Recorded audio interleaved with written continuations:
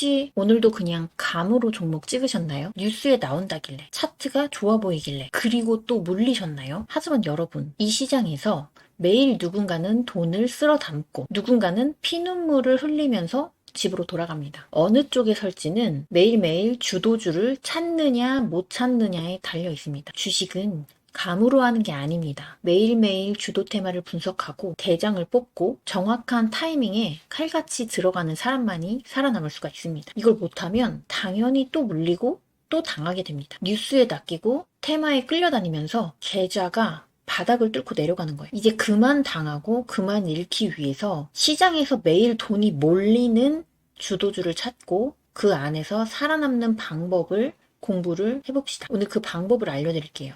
이 과정을 모르면 앞으로도 시장은 여러분들의 돈을 계속 빼앗아 갈 겁니다. 내일부터는 반드시 시장에서 이기는 쪽에 서시길 바랄게요. 오늘 말씀드릴 내용은 종목 선정 방법입니다. 우리는 재료를 보고 종목을 선정을 하고 차트를 보고 매수, 매도 타이밍을 잡는 겁니다. 매수, 매도 타이밍이요. 먼저 재료를 보고 종목을 선정하는 방법을 말씀드릴게요. 이 재료 공부는 매일 하는 게 중요해요. 매일 하면서 주도 테마를 분석을 하는 겁니다. 이 주도 테마는 한 개에서 두 개 테마 정도를 매일 찾으시면 되고요. 주도 테마의 대장주를 또 한 개에서 두 개 정도 찾으면 됩니다. 그럼 이 주도 테마 찾는 방법을 알려드릴게요. 처음에는 어려울 수 있지만 하다 보면 쉬워지실 겁니다. 저도 이 주도 테마 찾는 방법 활용해서 주도 테마를 찾을 때요. 처음에는 4, 5시간이나 걸렸어요. 근데 지금은 1시간 안쪽으로 걸립니다.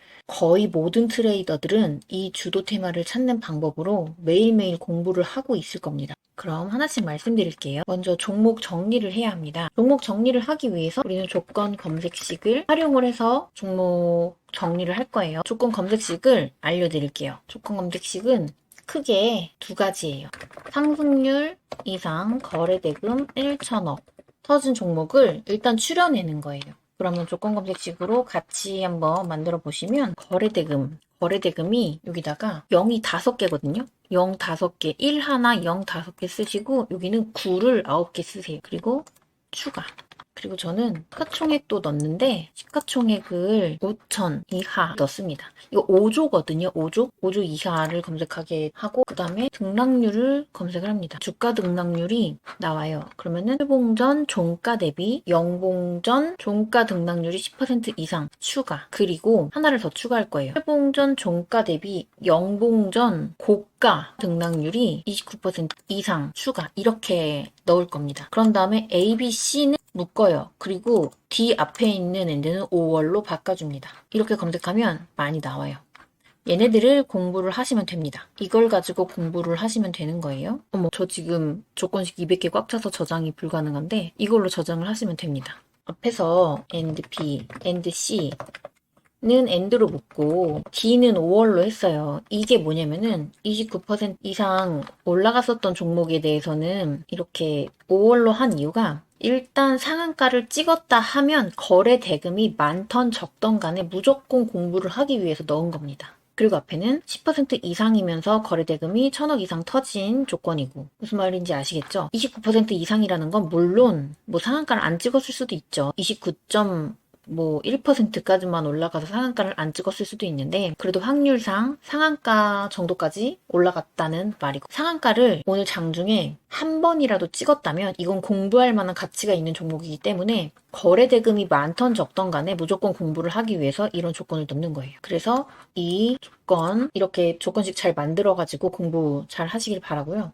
그럼 이렇게 만들어진 조건 검색식으로 공부를 하기 위해서 매일매일 이걸 돌려보시면 아까는 9개가 나왔는데 이거 상승장에서요. 운 나쁘면 30개 이상도 종목이 검색이 돼요. 운이 나쁘면 30개 이상의 종목이 검색이 되는데 왜 운이 나쁜 거냐면 공부할 게 너무 많아요. 너무 많아서 운이 나쁘다고 표현을 한 거고요. 그래도 공부를 다 하셔야 됩니다. 여기서 하나하나 상승 이유를 찾아가면서 분류하는 과정을 직접 거치시는 게 실력 향상에 가장 많은 도움이 됩니다. 종목 정리하는 거고 2번 조건 검색식 배웠어요.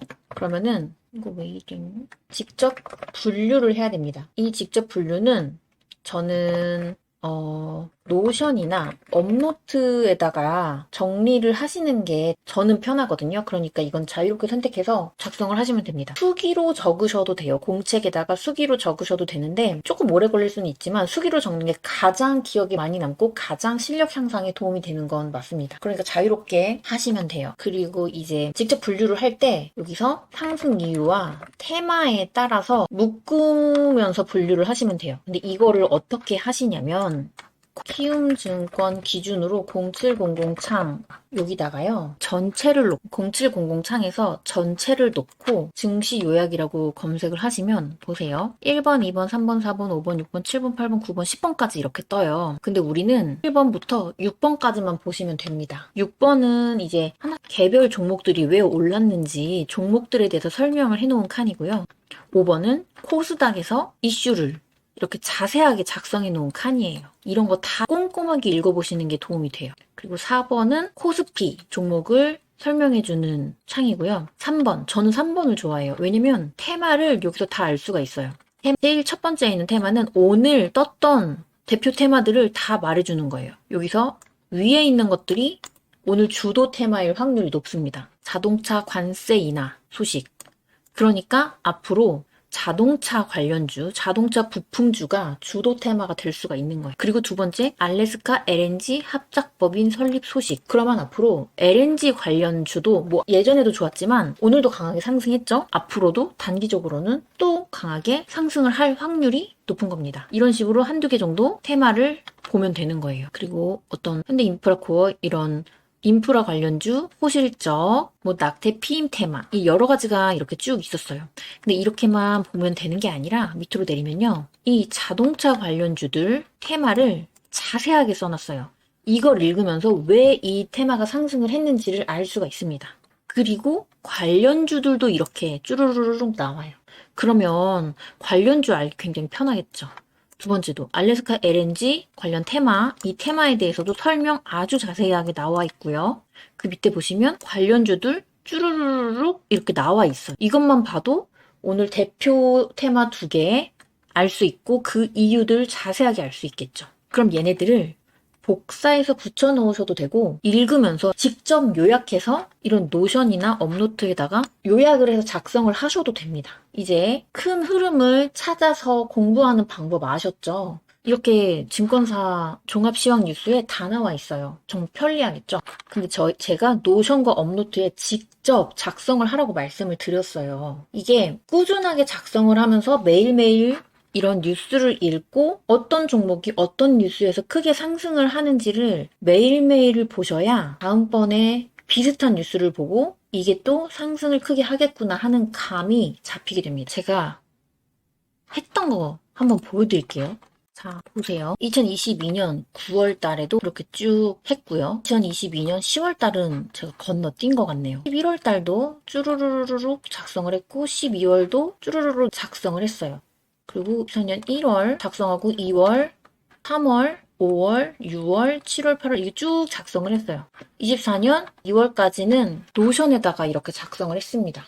아무거나 한번 열어볼까요? 이게 좀 정신이 없어 보일 수가 있는데요. 이런 식이에요. 바이오 중에 이 종목을 중요하게 봤기 때문에 요약을 해서 작성을 하고 차트까지 붙여놓은 거예요. 반도체도 에이징랜드에 관해서 차트를 붙여놓고 QRT에 관해서 차트를 붙여놓고 모든 종목에 대한 차트를 다 분석하진 않았고 가장 분석할 만한 대장주급 종목들만 이런 식으로 차트를 붙여놓고 분석을 한 거예요. 근데 나머지 재료 공부는 꼼꼼하게 다 했죠. 다른 종목들도. 그리고 최근 시황. 당일의 시황은 이렇게 작성을 해놓고 이 시황이 뭐 며칠 후에 또 급등을 하고 어제 올랐던 시황이 뭐 며칠 후에 또 급등을 하고 이럴 수가 있기 때문에 최근 시황도 계속 옆에서 업데이트를 했습니다. 그러니까 오늘 중요한 시황 그리고 최근에 강했던 시황 이런 거를 지속적으로 보려고 했어요. 그리고 일정도 이런 식으로 쭈루루룩 정리를 하면서 봤었고 테마 어떤 테마들이 있고 그 관련해서는 어떤 관련주들이 있는지 이런 것들을 주기적으로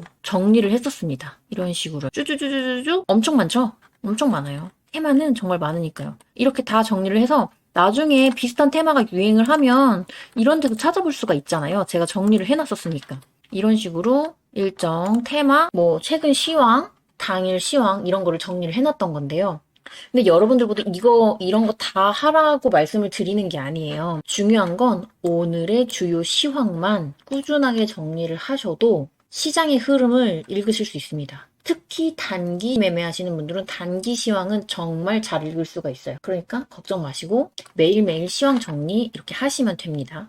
그리고 이 이후에는 제가 24년 2월 달까지 이렇게 정리를 했는데 그 다음에는 이렇게 업노트라는 곳에 정리를 했어요. 보시면 아까 24년 2월 26일까지 노션에서 정리를 했는데 24년 2월, 3월, 여기 4월, 5월, 6월 여기다가 이렇게 계속 정리를 한 거예요. 저는 이때부터는 여기가 더 편하더라고요. 이렇게요. 이렇게 제목으로 큰 제목으로 볼 수가 있어서 편했습니다.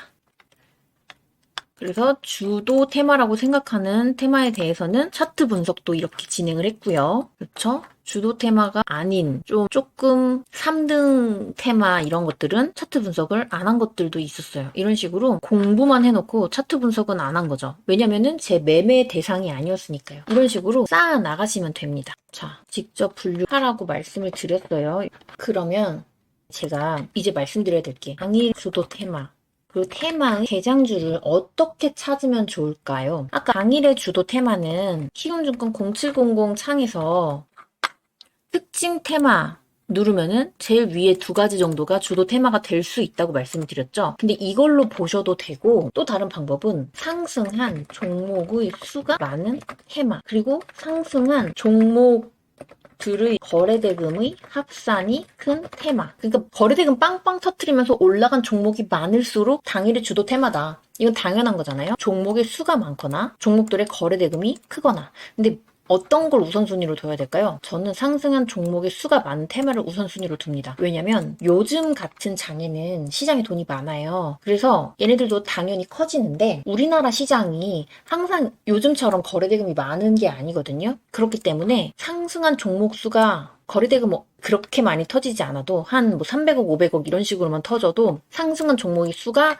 엄청나게 많은 테마가 형성될 때도 아주 많습니다. 횡보장이나 하락장에 그러겠죠? 그러니까 일단은 상승한 종목 수가 아주 많다면 그 테마는 좋은 테마, 당일의 주도 테마라고 보시면 됩니다. 그러면은 그 다음에 주도 테마 찾는 법이 요랬고요. 그럼 대장주는 어떻게 찾으면 될까요? 상승률이 높은 종목, 상승률이 높으면서 거래대금이 많이 터진 종목 이런 것들이 됩니다. 저는 거래대금이 보세요. 근데 이게 이런 게 고민될 때가 있어요. 거래대금은 적은데 상승률은 가장 높은 종목이 있을 수 있고요. 그리고 거래대금은 많은데 상승률은 좀 2, 3등 하는 종목.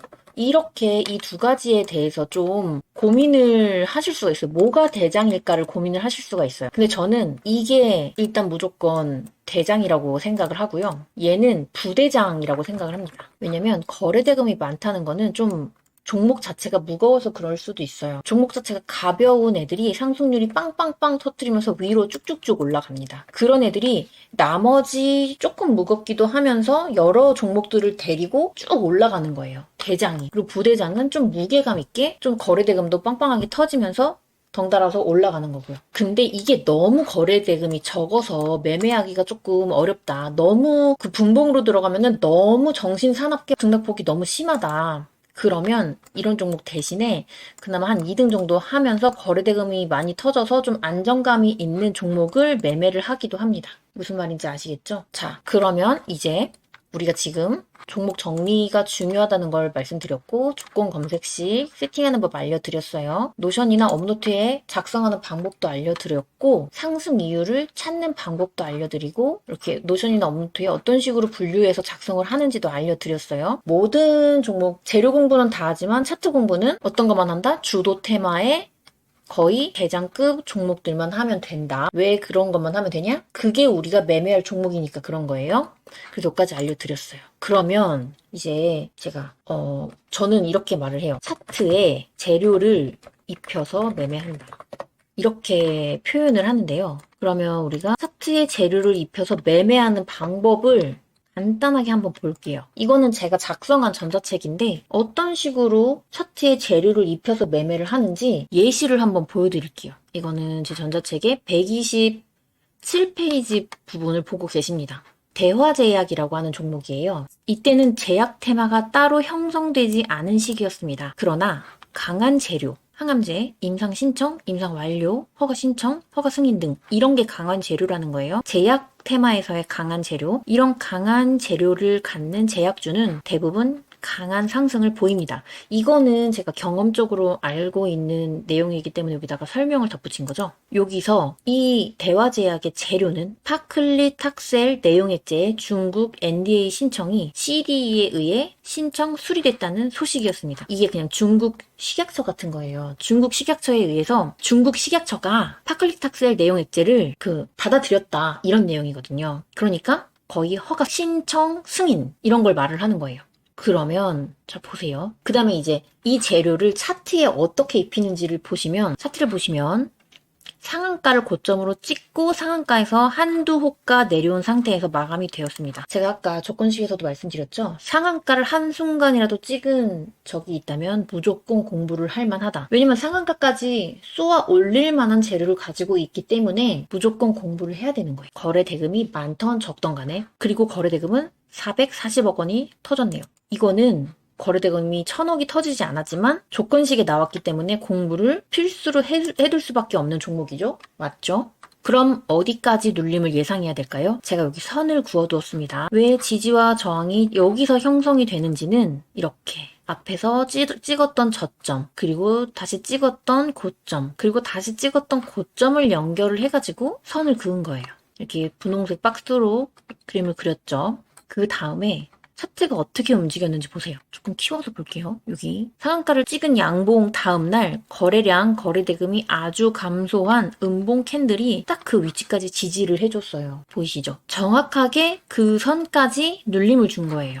특히 정말 적은 거래량이 이 자리가 좋은 매수 급소라는 반증을 나타내고 있습니다. 그리고는 높은 2차 상승을 보여줬습니다. 우리는 여기서 5%에서 20% 사이로 자유롭게 먹으면 됩니다. 트만 먹어도 괜찮습니다. 먹는 게 중요합니다. 이렇게 작성을 했어요. 다음 종목도 보실게요. 세원 ENC. 세원 ENC 재료 신체 부착형 OLED 광치료 패치 FDA 승인. 여기도 FDA 승인 이런 거 나왔어요. 근데 재료가 아주 강해 보이진 않다고 했어요. 이건 제 경험에서 나온 거죠.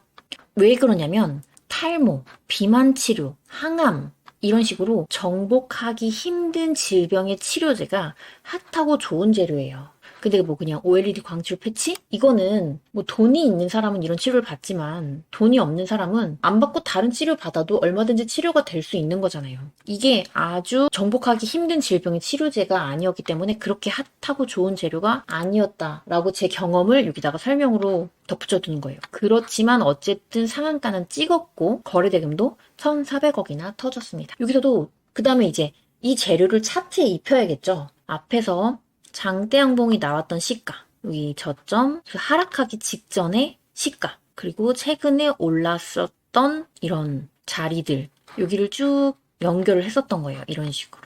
이 지지선에 대한 설명을 쭉 해놨어요. 자, 그 다음에 어떻게 움직였는지 볼까요? 이 상한가 다음날 흔들기를 했을 때 이 지지선 부근까지 떨어졌던 거예요. 그럼 이 자리가 매수 급소가 될 수 있었겠죠. 다음날 5% 이상에서 자유롭게 매도 가능했을 거고요.